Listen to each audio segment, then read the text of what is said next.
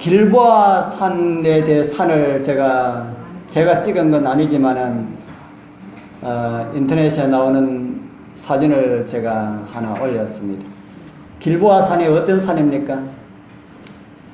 길보아 산에서 어떤 전쟁이 벌어졌습니까? 다윗을 죽이려는 한 가지 목적을 가지고 살았던 사람이 있습니다. 누구였습니까? 다윗을 죽이기 위해서 틈만 나면은 다윗을 찾아서 죽이려고 찾아다녔던 사람이 이스라엘 초대왕 사울이었습니다.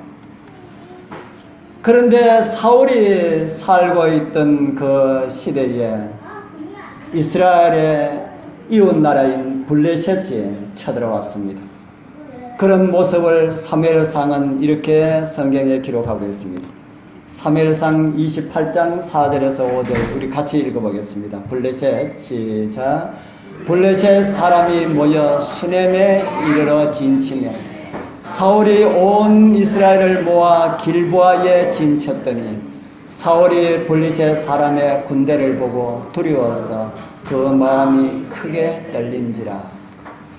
여러분들 싸움하면은 누가 이기고 누가 질까요?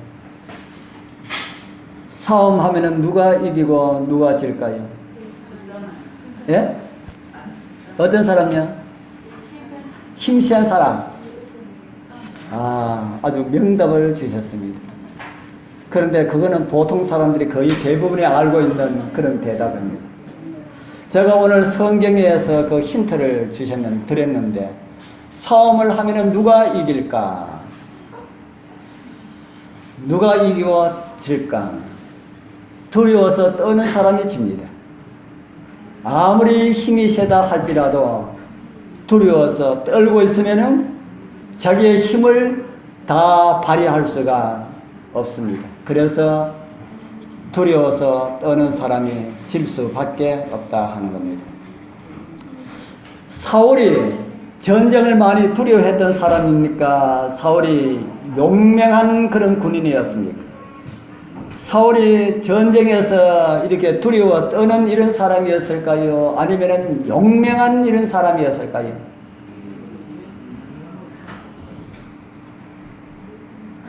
사울은 오늘 이 성경절, 그 전 성경절들은 대부분 성경절들이 다 전쟁 때마다 나가서 크게 이긴 그런 모습을 우리에게 보여주고 있습니다. 사울이 전쟁에 나가서 졌다는 말씀 성경에 기록 한 곳도 없습니다. 사무엘상 28장 이 마지막 싸움 이외에 말입니다. 한 번도 사울이 전쟁에서 졌다는 이런 기록이 없습니다. 그가 용맹을 가지고 치렀던 전쟁마다 크게 이기고 그렇게 용맹을 떨쳤는데 왜 이 전쟁에는 두려워하게 되었을까? 왜 이 전쟁은 두려워서 떨게 되었을까? 크게 두려워서 떤 이 사울은 결국 전쟁에서 패하게 되었고 그 패한 대가로 사울과 그의 세 아들이 이 길보아 산에서 죽임을 당하였습니다. 그리고 그 소식이 다윗에게 전해졌고 자기 나라의 패전 소식을 들은 다윗은 자기를 죽이려고 했던 그 사울이 죽었다는 소식을 들었을 때에 다윗은 즐거워하였을까요? 기뻐하였을까요? 제가 두 개만 드리면은 답을 할 수가 없지요. 두 개 다 아니기 때문에.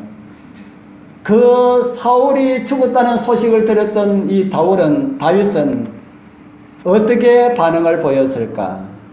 그 감동적인 내용이 사무엘하 1장 19절에서 27절에 아주 길게 있습니다. 군인이 와서 다윗에게 당신을 죽이려고 일생 그렇게 노력하였던 사울이 죽었습니다 하는 이 이야기를 들으면 그래 듣던 중 반가운 소식이다 이렇게 하야 할 그런 다윗이 이 사람도 틀림없이 다윗이 그렇게 이야기하고 자기에게 상을 줄 것이다 생각하고 그렇게 기쁘고 즐겁게 뛰어갔는데 그 소식을 들은 다윗은 이런 반응을 보입니다.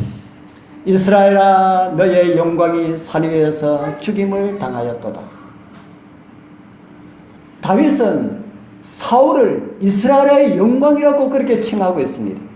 그러면서 오호라 두 용사가 엎드러졌도다. 한 용사는 누굽니까? 사울, 한 용사는 사울의 아들 요나다. 이 일을 가데도 구하지 말며 아스글론 거리에도 전파하지 말지어다. 이웃 나라에 전파하지 말지어다. 블레셋 사람의 딸들이 즐거워할까? 할례 받지 못한 자의 딸들이 개가를 부를까 염려로다. 길보아 산들아 너희 위에 우로가 내리지 아니하며 재물 낼 밭도 없을지어다. 거기서 두 용사의 방패가 버림바 됨이라. 고 사울의 방패가 기름 부음을 받지 않음 같이 됨이로다. 죽은 자의 피에서 용사의 기름에서 요나단의 활이 물러가지 아니하였으며 사울의 칼이 헛되이 돌아오지 아니하였도다. 사울과 요나단이 생전에 사랑스럽고 아름다운 자라니 죽을 때에도 서로 떠나지 아니하였도다. 저희는 독수리보다 빠르고 사자보다 강하였도다. 이스라엘의 딸들아 사울을 슬퍼하며 울지어다. 저가 붉은 옷으로 너희에게 화려하게 입혔고 금 노래기로 너희의 옷에 채웠도다. 오호라 두 용사가 전쟁 중에 엎드러졌도다. 요나단이 너희 산 위에서 죽임을 당하였도다. 내 형 요나단이여 내가 그대를 애통하면 그대는 내게 심히 아름다움이라. 그대가 나를 사랑함이 기하여 여인의 사랑보다 성하였도다. 오호라 두 용사가 엎드러졌으며 사오는 병기가 망하였도다 하였더라. 기뻐 부르는 찬송 같습니까? 사랑하는 자들의 죽음을 애통하는 슬픔의 노래 같습니까? 사울은 다윗을 죽이려 했지만은 다윗은 그의 멸망 소식을 듣고 사울과 그의 아들들을 인하여서 진정으로 슬퍼하였습니다. 슬퍼하는 척 한 것이 아니고 진정으로 슬퍼하였습니다. 여기 우리 그 사울이 불른 이 애가에 그런 것이 나오고 있지 않습니까? 우리 사랑하는 성도님들, 우리도 하나님의 백성들, 이런 백성들이 되기를 소망합니다. 원수의 멸망을 기뻐하는 것이 아니라 진정으로 함께 슬퍼할 수 있는 그런 백성들로 살아가게 되길 바랍니다. 다윗은 한 개인의 멸망을 슬퍼한 것도 있겠지만은 그보다 하나님의 은혜의 백성들이 이방 나라에 짓밟힌 사실을 더 크게 슬퍼하였습니다. 오늘 우리도 길보아 산의 전투와 같은 그런 싸움을 언제나 하고 있습니다. 그 싸움에서 우리는 어떤 싸움을 싸우고 있습니까? 날마다 이기는 그런 싸움을 싸우고 있습니까? 아니면은 날마다 패전하는 이런 싸움을 싸우고 있습니까? 우리는 어떻게 해야 되겠습니까? 말씀을 보면은 우리는 늘 이기는 그런 싸움을 하고 있다고 그렇게 하고 있는데 우리 모습을 보면은 늘 언제나 싸움에서 지고 있는 것처럼 그렇게 보입니다. 사울은 왜 이 전투에서 졌을까? 그 싸움 패전한 그 교훈에서 오늘 저와 여러분들이 세상을 살면서 왜 우리가 싸움에서 패하고 있는가라는 이런 모습들을 좀 발견했으면 좋겠습니다. 우리가 싸움에서 계속해서 패전한다면은 어느 싸움에선가 오늘 저와 여러분들도 사울처럼 멸망하는 그 패전이 있을 수가 있습니다.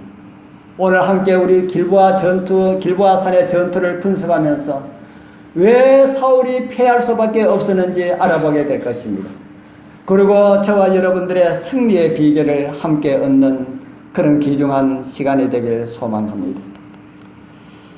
사울이 왜 망하였을까? 제가 큰 제목을 뭐라고 해놨습니까?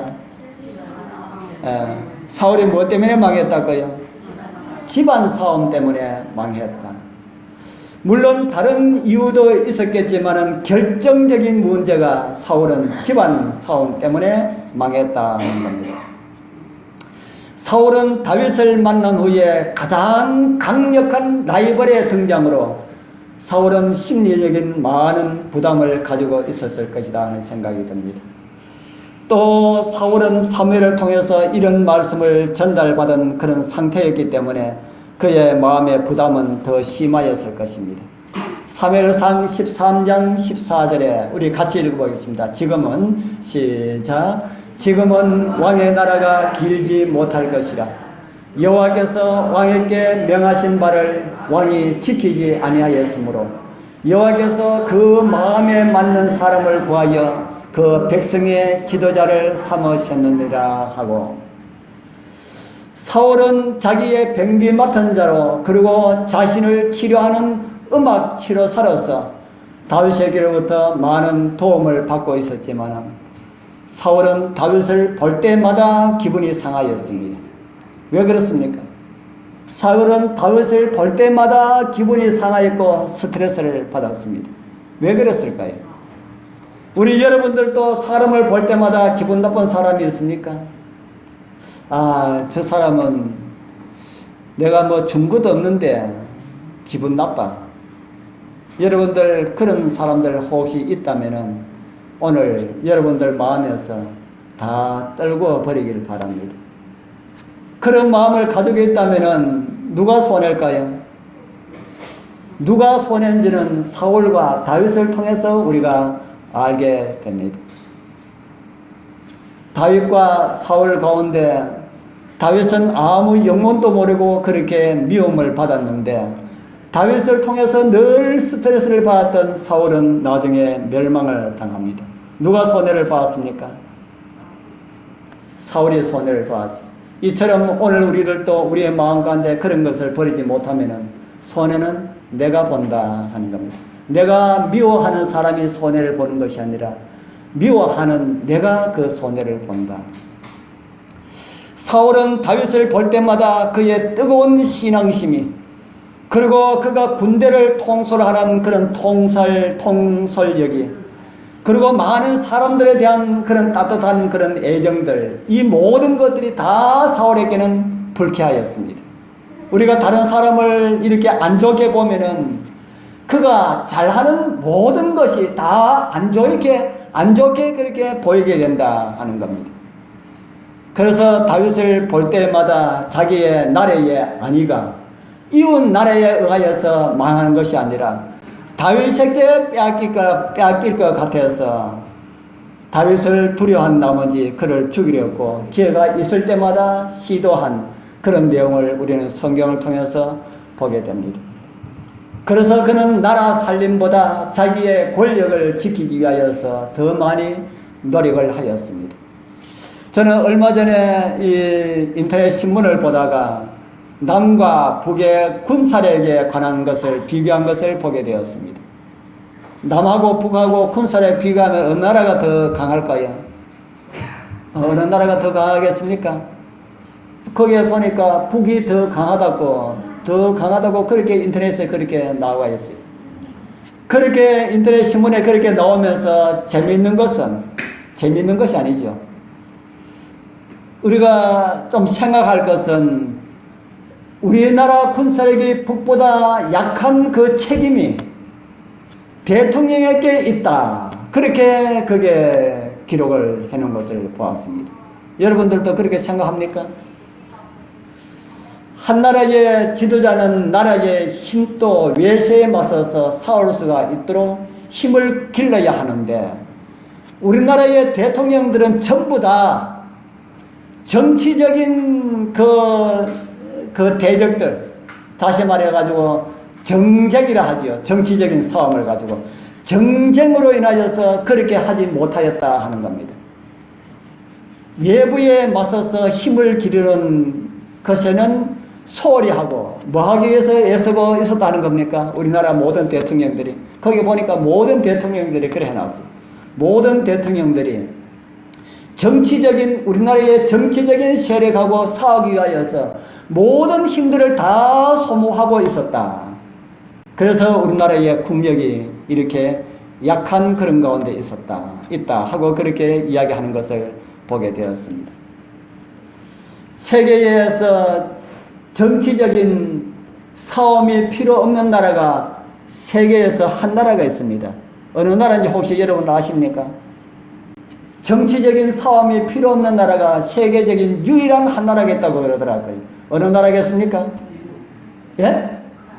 아, 이부. 예. 여러분들은 왜 모릅니까? 예, 이북. 이북은 정쟁이, 거기에 보니까 정쟁이 필요 없는 나라다 하고 그렇게 해놨어요. 그래서 그 이유를 해놔보니까 자기하고 반대하는 세력들은 어떻게 하면 된다고, 여러분들 어떻게 하면 되겠습니까? 자기하고 반대하는 세력은 없애버리면 된다. 그렇기 때문에 그 나라는 정쟁이 필요 없는 그런 나라였다. 그렇기 때문에 군사력도 그렇게 키울 수가 있었다. 자기 마음대로 하니까. 그렇게 해놨습니다. 그러나 우리나라를 비롯한 자유국가에서는 이웃 나라의 위협도 위협이지만은 자기를 둘러싸고 있는 정치인들에 의하여서 자신이 매장당하지 않도록 하기 위해서 온갖 힘과 모든 지혜를 다 쓰고 있다는 것, 우리 여러분들도 부인하지 못할 것입니다. 저들도 그거 보고 정말 그렇구나 하고 생각을 하였습니다. 누가 그랬다는 겁니까? 오늘 우리 성경에 나타나는 사울이 그랬다 하는 겁니다. 사울은 처음에 왕으로 세움을 받았을 때에 여호와의 사움을 위하여서 기름 부음을 받았습니다. 그리고 그의 초기에 그와 관련된 성경의 기록을 우리에게 이렇게 보여주고 있습니다. 사무엘상 14장 47절에 보면은 사울이 이스라엘 왕위에 나아간 후에 사방에 있는 모든 대적 곧 모압과 암몬 자손과 에돔과 소바의 왕들과 블레셋 사람을 쳤는데 향하는 곳마다 뭐 했다 그럽니까? 향하는 곳마다 이겼다. 그렇게 성경은 기록을 하고 있습니다. 나가서 싸우는 전쟁마다 이겼다. 그런데 그런 여호와의 싸우는 쪽쪽 이겼는데 그런 사울이 이제는 여호와의 싸움을 하지 않고 자기를 위하여서 전쟁을 하다 보니 여호와의 전쟁에서는 이길 수가 없었다 하는 사실을 우리에게 가르쳐주고 있습니다. 우리 사랑하는 성도님들, 이제 우리는 어떠한지 한번 살펴보게 되길 바랍니다.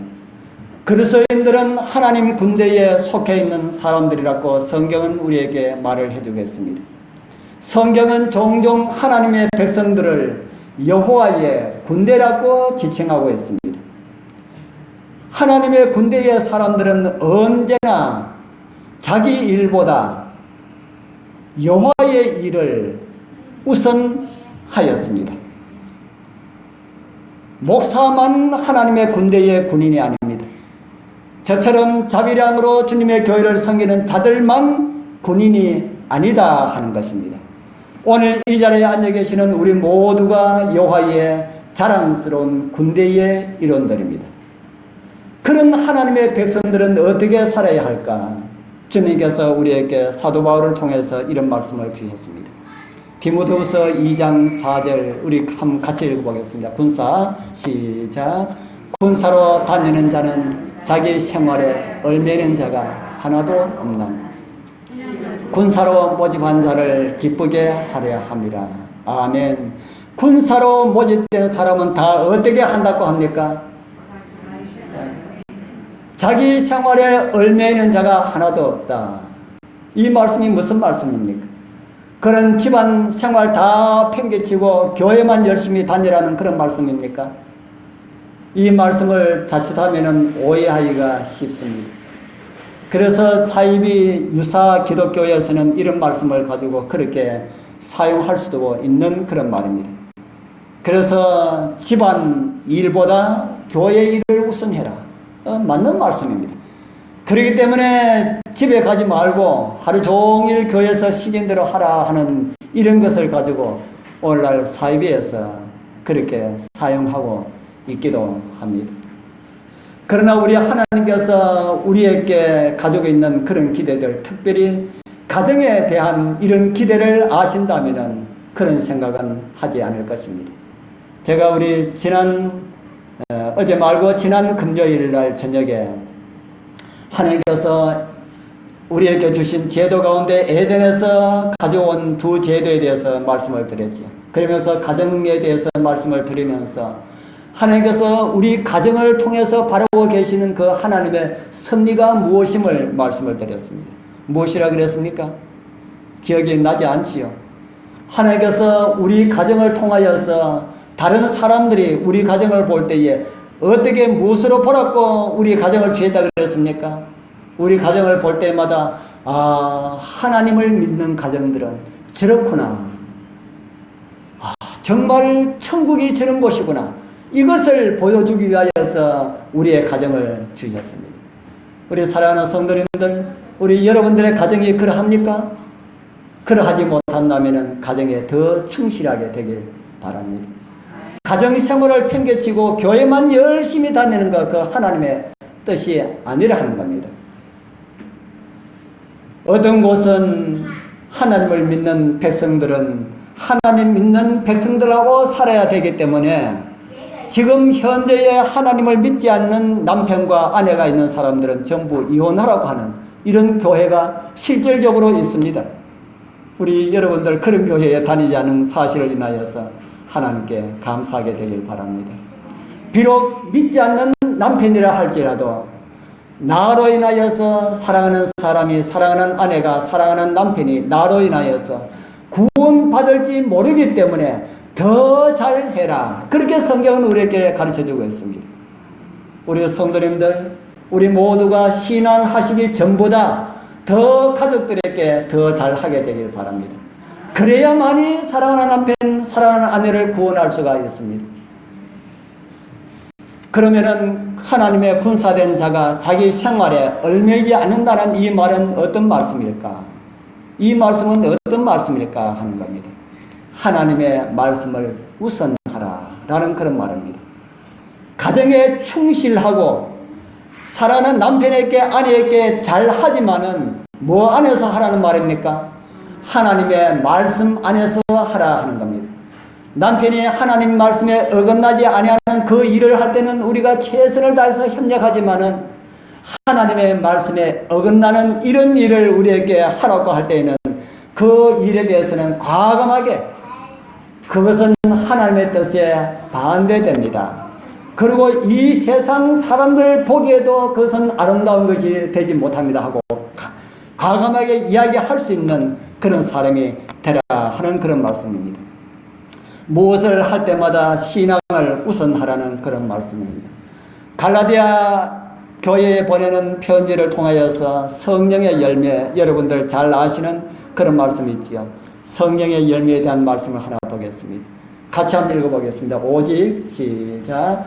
오직 성령의 열매는 사랑과 희락과 화평과 오래 참음과 자비와 양성과 충성과 온유와 절제니 이 같은 것을 금지할 법이 없느니라. 아멘. 이 같은 것을 뭐 할 법이 없다 그럽니까? 금지할 법이 없다. 하나님의 말씀에 순종하면서 살면은 성령의 열매가 맺을 수가 있다.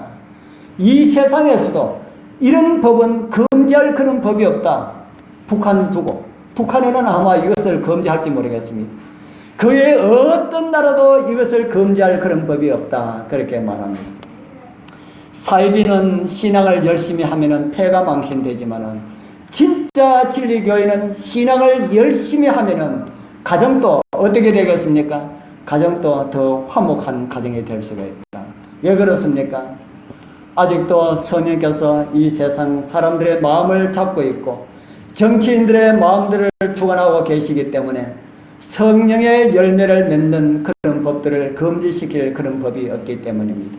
우리 사랑하는 성도님들, 하나님을 우선하는 그런 은혜가 우리 모두와 함께 하길 바랍니다.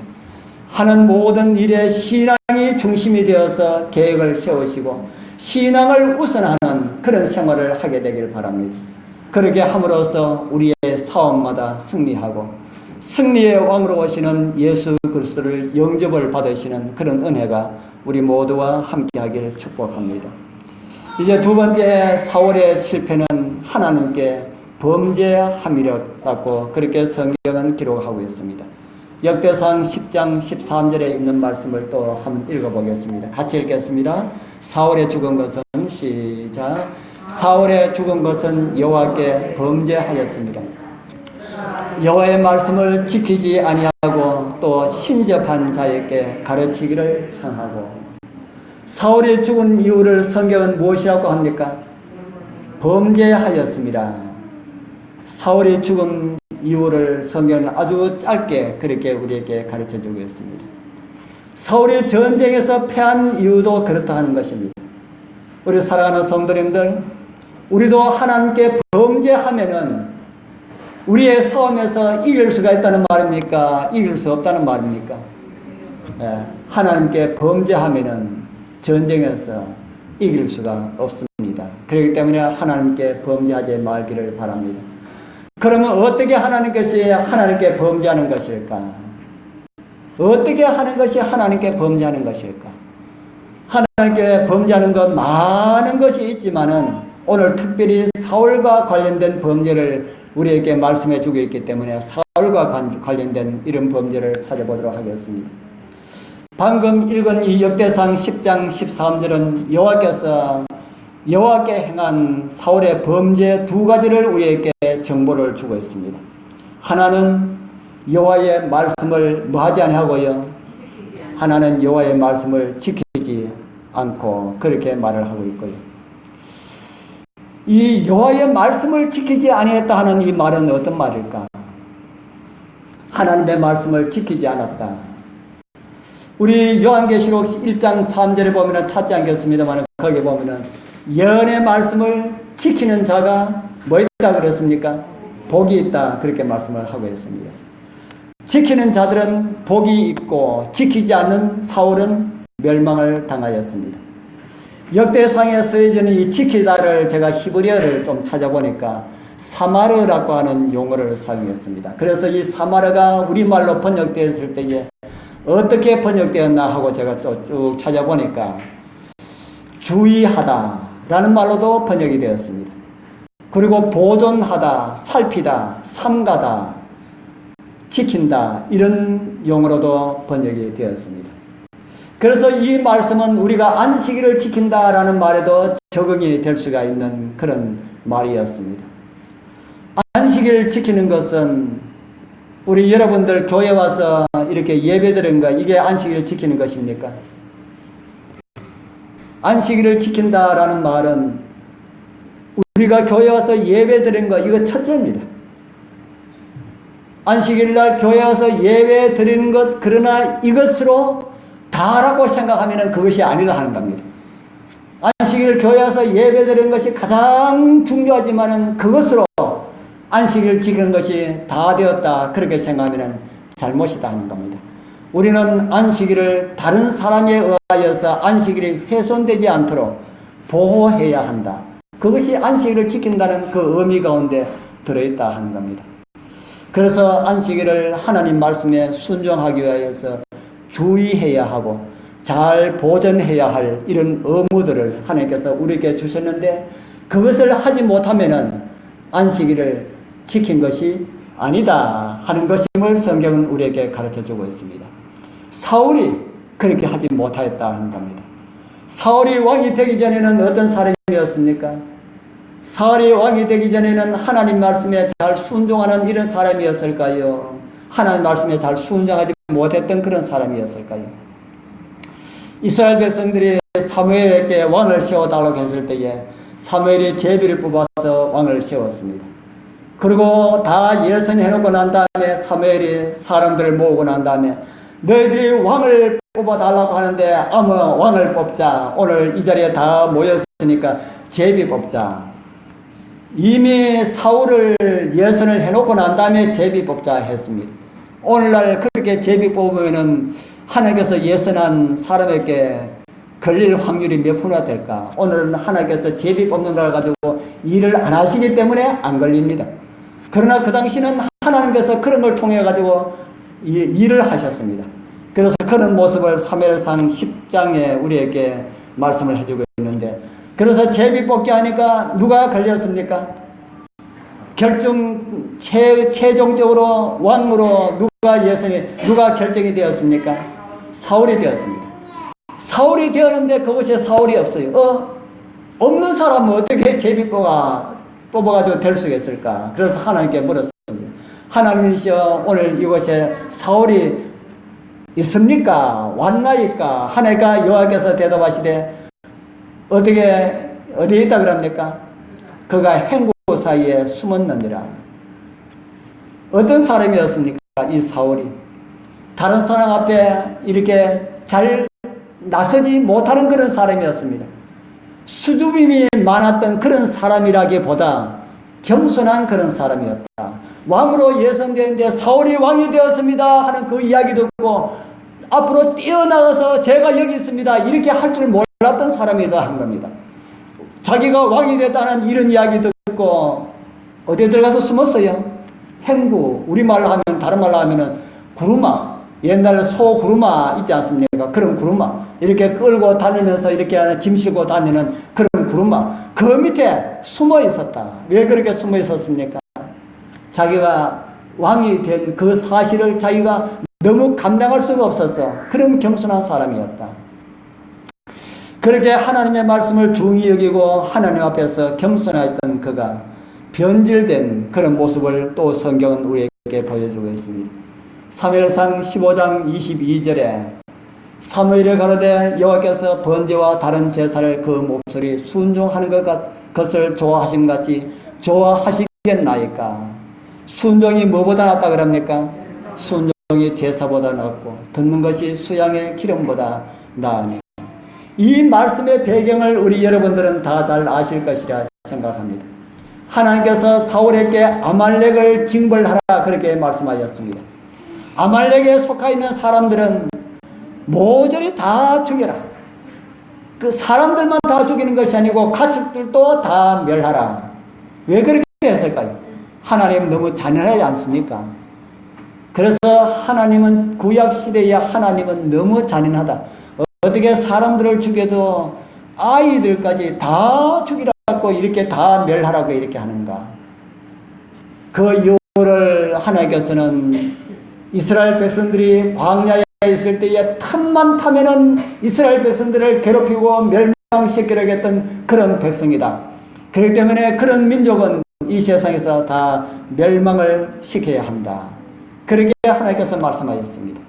오늘 여러분들을 괴롭히는 그런 백성들 있습니까?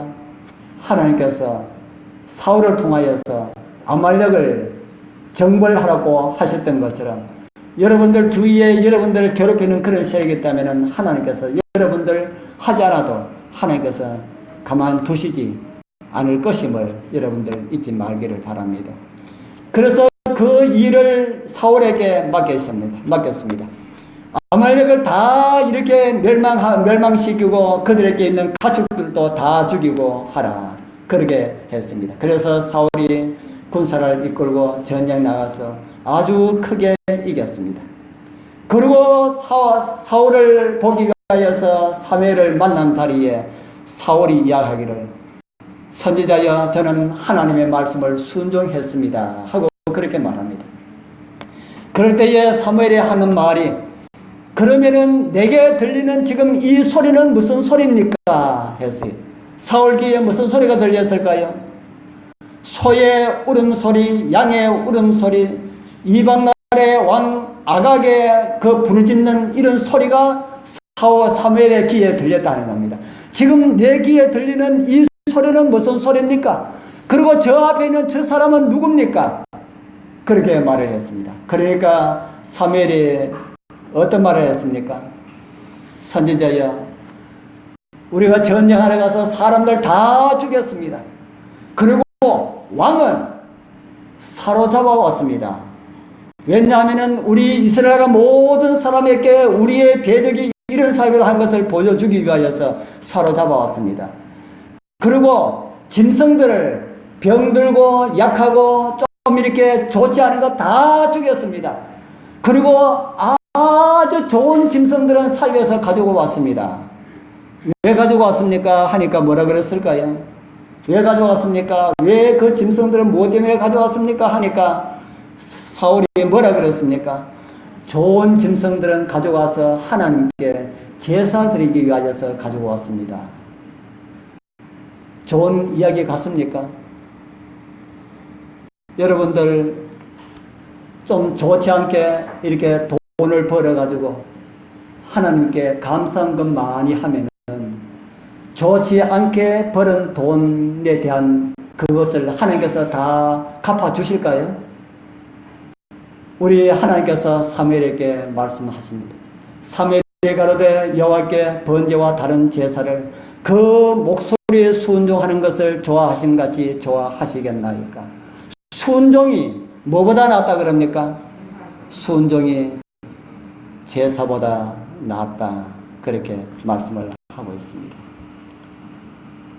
사랑하는 성도님들, 사울은 불순종함으로 멸망을 당하였습니다.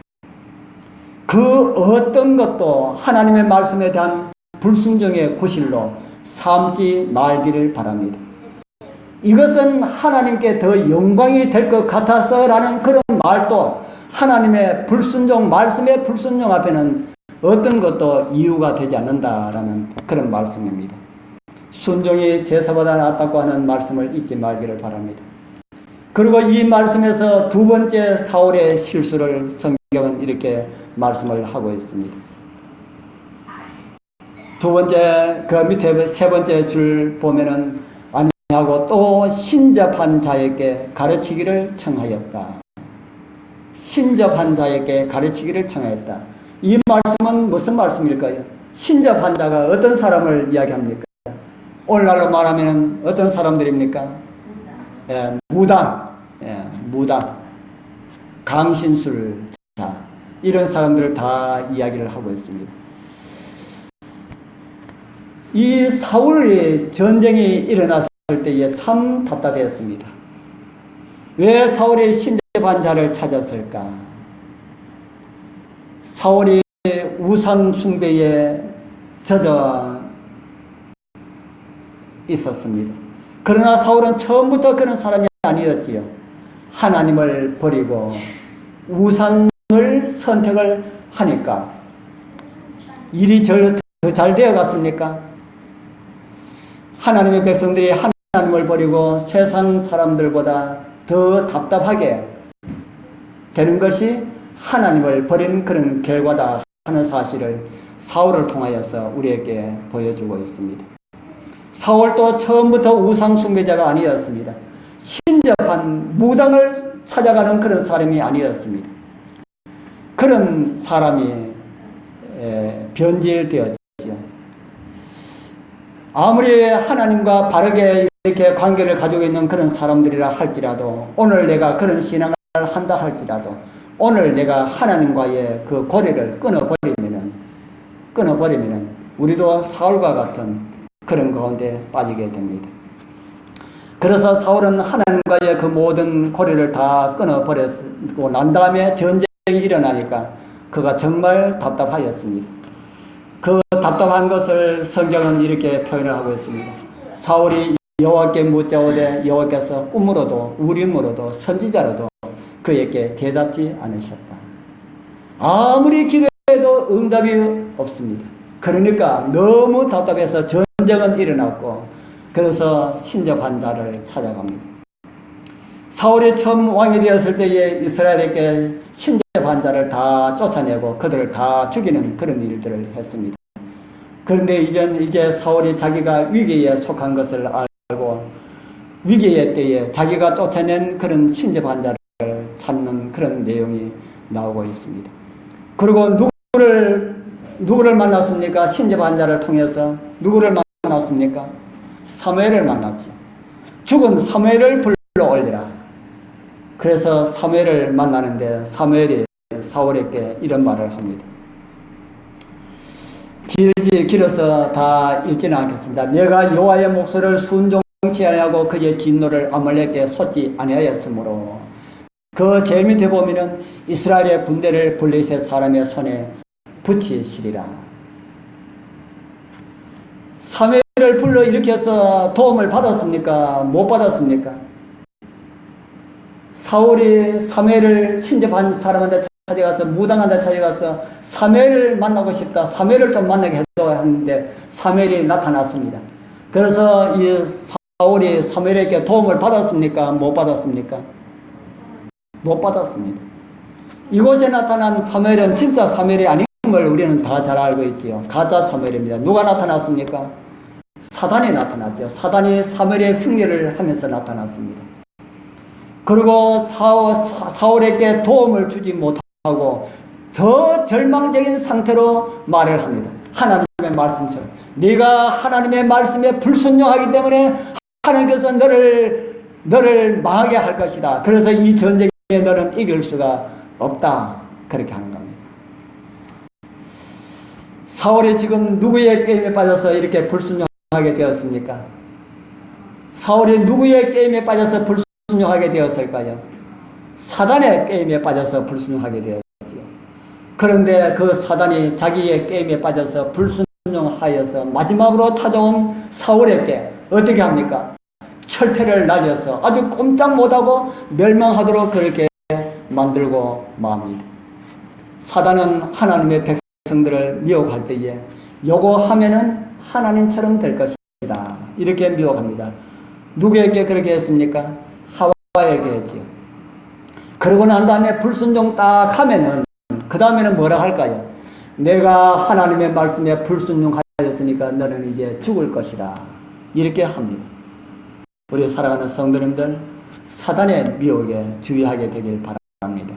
사단은 구원할 수 있는 능력도 없지만은 멸망당할 백성들을 향하여서 그들을 구원할 수 있는 그런 것이 없고 오히려 그들을 정죄하는 이런 발언들은 아주 쉽게 한다는 그런 사실을 우리는 성경을 통해서 보게 됩니다. 그런데도 사단을 따라가고 있는 사람들은 왜 따라갈까? 오늘 저와 여러분들의 심령은 오직 예수 그리스도 한 분만 따르기로 다시 결심하는 그런 은혜가 함께 하길 바랍니다. 미국 샌프란시스코 앞바다에 가면은 바이섬이라고 하는 그런 섬이 있답니다. 이름은 엘커트 레즈라고 하는 이런 섬이 있는데 그 섬을 미국에서는 감옥으로 사용했다고 합니다. 바로 이 섬입니다. 이 섬, 돌로 되어 있는 이 작은 섬인데 미국에서 아주 유명한 죄수들을 이곳에 다 가두었던 29년간 미국에서 감옥으로 악명을 떨친 그런 곳이다 합니다. 아주 유명한 죄수들. 이곳에만 넣어놓으면 탈출을 못 한다는 겁니다. 그래서 이곳을 배경으로 한 영화가 많이 나왔다고 합니다. 이곳에 감옥에서 탈출을 시도한 이런 영화가 많이 나왔다고 합니다. 그런데 지금은 이곳이 해마다 130만 명이 찾는 관광지가 되었다 합니다. 왜 관광지가 되었을까요? 그런 감옥이 어떤 곳일까 해서 수많은 사람들이 온다는 겁니다. 이곳에는 이 주변의 바다 물결이 너무 빠르기 때문에 도저히 헤엄을 칠 수가 없다는 겁니다. 그래서 바다에 풍덩하고 뛰어내리자 그러면 그냥 죽는다는 겁니다. 그래서 이곳에 관광지를 가보니까 거기에 바닷가에 팻말이 하나 있는데 팻말에 이런 글이 새겨져 있다고 합니다.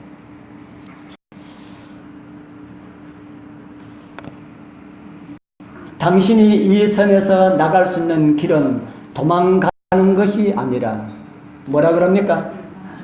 당신 자신이 변화되는 것이다. 사울이 다윗을 죽이려 하지 않고 그를 포용하고, 다윗이 사울의 누구였습니까? 사위지 않습니까? 사위와 장인으로서 잘 지냈다면 이스라엘 역사와 성경은 전혀 다른 모습을 우리에게 보여주었을 것입니다. 우리 사랑하는 성도님들, 우리가 세상을 이기는 길은 무엇일까요? 무엇인가를 얻는 것이 아니라 저와 여러분들의 변화라는 사실을 잊지 마시기를 바랍니다. 우리 다 변화시키는 하나님의 은혜를 통하여서 변화함을 받았어. 이 철옹성과 같은 지구에서 구원자 예수님을 만나서 하늘에 닿아갈 수 있는 그런 은혜가 우리 모두와 함께하기를 축복합니다. 기도드리겠습니다.